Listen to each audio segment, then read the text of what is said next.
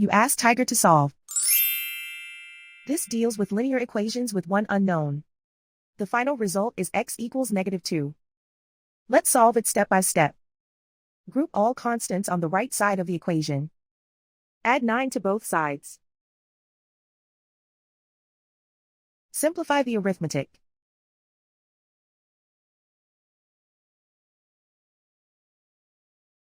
Isolate the x. Divide both sides by 4.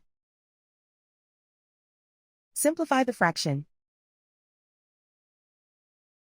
Find the greatest common factor of the numerator and denominator.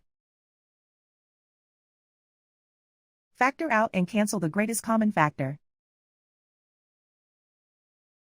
And so the final result is x equals -2.